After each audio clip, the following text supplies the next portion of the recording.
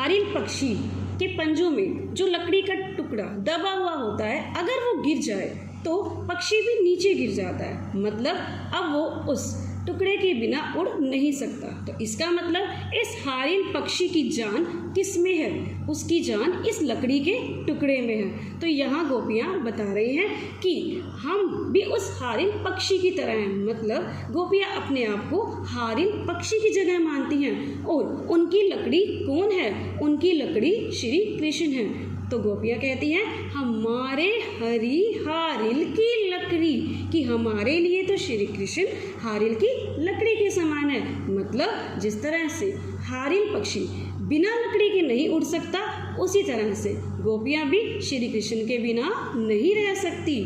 मन क्रम वचन, गोपियाँ कहती हैं कि मन मतलब दिल से, क्रम कर्मों से, वचन अपनी बातों में, नंद नंदन उर का मतलब होता है हृदय।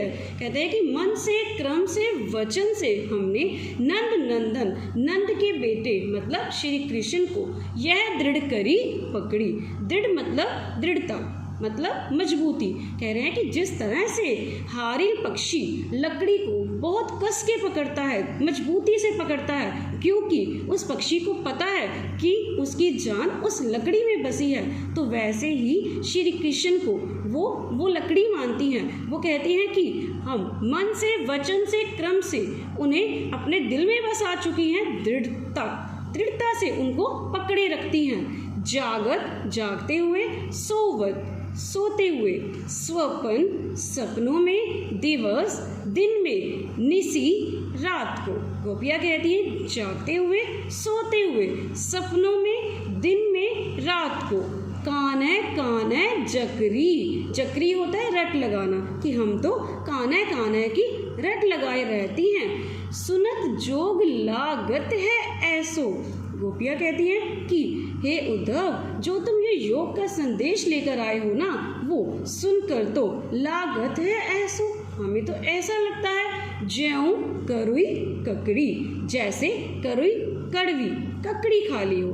अगर बच्चों हम कड़वी ककड़ी खा लेंगे तो हमारे जो मुंह का जो टेस्ट है वो कैसा हो जाएगा? वो कड़वा हो जाएगा। मतलब जो ककड़ी है वो कड़वी किसी को अच्छी नहीं लगती, तो उतना ही कड़वा गोपियों को क्या लगा? गोपियों को योग का संदेश कड़वी ककड़ी की तरह लगा।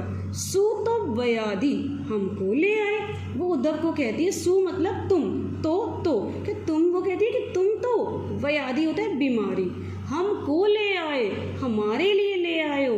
गोपियाँ कहती है हे उद्धव, तुम तो हमारे लिए एक बीमारी ले आए हो, देखी सुनी न करी, ऐसी बीमारी जो उन्होंने कभी देखी नहीं, सुनी भी नहीं, करी होता है भोगना। जब हम किसी चीज़ को भोग लेते हैं, जैसे हमें कोई बीमारी हो जाती है तो हम कहते हैं कि मैं भोग चुका हूँ उस बीमारी को, भोग लेते हैं तो हमें उसके बारे में पता चल जाता है कि कितना दर्द होता है उस बीमारी में। लेकिन गोपियाँ कह रही है कि ये जो योग का संदेश है वो हमें एक बीमारी की तरह लग रहा है, और बीमारी भी कैसी? जो बीमारी उन्होंने न देखी, न सुनी, ना ही कभी भोगी। यह तो सुर तिन ही लई सोपो, सूरदास जी गोपियों के माध्यम से क्या कह रहे हैं? तिन ही ले सोपो, उन्हें ले जाकर सौंप दो, जिनके मन चक्री। कहती हैं कि ये जो बीमारी तुम हमारे लिए लेकर आए हो, ये उन्हें ले जाकर सौंप दो जिनके मन चक्री की तरह है। चक्री मतलब चक्कर, पहिया गोल घूमता है, जैसे घड़ी कभी किस दिशा में, उसके बाद कभी किस दिशा में, अलग अलग दिशा में घूमती है, ऐसे ही चक्कर भी गोल घूमता है। तो कह रहे हैं कि उन्हें जाकर दे दो जिनके मन चक्री की तरह घूमते रहते हैं। मतलब जो एक भगवान में अपनी आस्था नहीं रखते, एक भक्ति में अपनी आस्था नहीं रखते। लेकिन गोपियाँ कहती हैं हम ऐसी बिल्कुल नहीं हैं, हमने एक बार श्री कृष्ण को अपना सब कुछ मान लिया है, तो अब हम उन्हें कभी नहीं छोड़ेंगे। हमारा मन एक जगह पर स्थिर है, हम चक्री की तरह अस्थिर नहीं हैं। अब चौथे पद में गोपियाँ क्या कहती हैं? आपस में खड़ी होकर वो बात करती हैं जब उन्होंने उद्धव का सारा संदेश सुन लिया। हरि है राजनीति पड़ी आए, गोपियाँ आपस में कहती हैं, लगता है हरि ने राजनीति पढ़ ली है। राजनीति में क्या होता है, जो नेता होते हैं वो चाले चलते हैं, झूठ बोलते हैं, जो वादे करते हैं वो भूल जाते हैं, उन्हें पूरा नहीं करते। तो अब वो उन्हें राजनेताओं की तरह लगने लग गए। कृष्ण का जो ये संदेश था, उनका जो व्यवहार था, अब गोपियों को नेताओं की तरह लगने लग गया। तो गोपियाँ कहती हैं, लगता है श्री कृष्ण ने राजनीति पढ़ ली है, मतलब शिक्षा ले ली है राजनीति की। समझी बात कहत मधुकर की। मधुकर एक भंवरा होता है। बच्चों, भंवरे का काम क्या होता है? भंवरे का काम होता है एक फूल से रस को चूसना, उसके बाद दूसरे फूल पर चले जाना। तो भंवरा एक जगह टिकता नहीं है। यहाँ पर भंवरा उद्धव को कहा गया है। क्यों? क्योंकि उद्धव मथुरा से कहाँ आया है? उद्धव मथुरा से गोकुल आया है। तो कह रहे हैं कि समझी बात। गोपियाँ आपस में एक दूसरे से बात करती हैं कि क्या तुमने समझ ली? जो कह रहा है मधुकर, ये भंवरा जो कह रहा है, जो संदेश ये उद्धव रूपी भंवरा लेकर आया है। समाचार सब पाए। क्या तुम्हें सारे समाचार मिल गए हैं जो श्री कृष्ण ने भेजे थे? मतलब वो एक दूसरे से इस बात के लिए पक्का करना चाहती है कि तुम्हें सारी चालें, सारी बातें समझ में आ गई। एक अति चतुर होते पहले ही, गोपियाँ एक दूसरे को कहती है, एक अति होता बहुत ज़्यादा, चतुर मतलब चालाक, होते थे पहले ही। कहते कि श्री कृष्ण तो बचपन से ही बहुत चालाक है। अब गुरु ग्रंथ पढ़ाए। लगता है अब उन्हें कोई गुरु मिल गया है जिसने उन्हें ग्रंथ भी पढ़ा दिए हैं। ये सारा जो कटाक्ष है, ये सारा व्यंग्य वे उद्धव के ऊपर कर रही हैं। बड़ी बुद्धि जानी जो उनकी, जो संदेश पढ़ाए। अब गोपियाँ श्री कृष्ण की बुद्धि के ऊपर व्यंग्य कर रही हैं कि बड़ी बुद्धि जानी जो उनकी, बड़ी विशाल बुद्धि है उनकी, योग संदेश पढ़ाए। जो उन्होंने हमें योग का संदेश पढ़ाने के लिए उद्धव को भेज दिया है। अर्थात गोपियों को लगता है कि श्री कृष्ण ने इस बार बिना बुद्धि का काम किया है, बुद्धि का प्रयोग नहीं किया है, क्योंकि श्री कृष्ण गोपियों को बहुत अच्छे से जानते थे। उन्हें पता था कि हम कभी भी इस योग के संदेश को नहीं अपनाएंगी। उद्धव भले लोग आगे के परहित दौलत धाये। उद्धव भले लोग आगे के मतलब जो पहले के, जिन्होंने पहले जन्म लिया। तो गोपियाँ उद्धव के ऊपर व्यंग्य कसती हैं कि हे उद्धव, पहले के लोग कितने भले होते थे।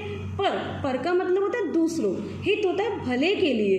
दौलत धाय, डोलते थे, मतलब कि पहले के लोग दूसरों के भले के लिए इधर उधर जाते थे, दूसरों का भला करने के मकसद से यहाँ वहाँ भटकते थे, एक जगह से दूसरी जगह जाया करते थे।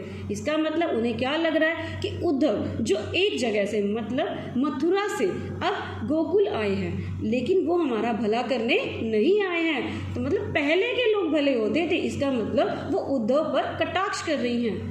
अब अपने मन फिर पाइए। अब गोपियों ने समझ लिया कि अपने मन को फिर से पाई पाना है हमको। चलत जो होते चुराए, चलते हुए जो श्री कृष्ण चुरा ले गए थे, कि जब यहाँ से श्री कृष्ण गए थे तो वो गोपियों के मन को भी साथ ले गए थे।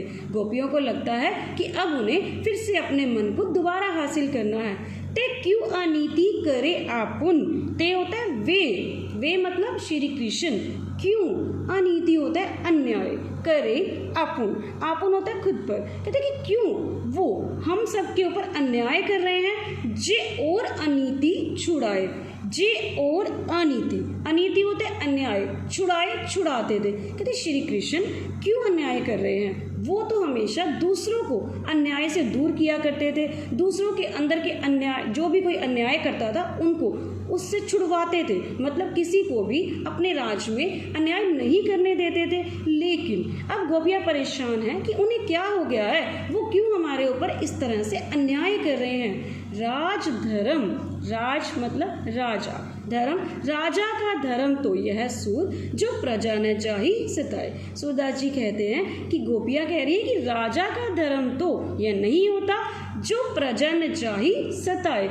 कि प्रजा को तो वो नहीं सताते हैं, कि जो राजा होता है, सच्चा राजा होता है, उसका धर्म क्या होता है? उसका धर्म होता है कि वो कभी अपनी प्रजा को नहीं सताता, अपनी प्रजा के दुख दर्द का साथी होता है, उनकी समस्याओं को दूर करता है। लेकिन अब गोपियों को क्या लगता है कि जो उनके राजा हैं, मतलब श्री कृष्ण हैं, वो राजधर्म नहीं निभा रहे। राजा का धर्म तो हमारी रक्षा करना है, अपनी प्रजा को सताना नहीं है। तो बच्चों, इस कविता में आपने पढ़ा कि किस तरह से उद्धव गोपियों के पास श्री कृष्ण का संदेश लेकर आए और गोपियों ने क्या क्या प्रतिक्रियाएं करी और क्या क्या अपनी व्यथा बताई, कितनी वो दुखी हैं और किस तरह से उन्होंने उद्धव को हर बात पे उल्हाने दिए।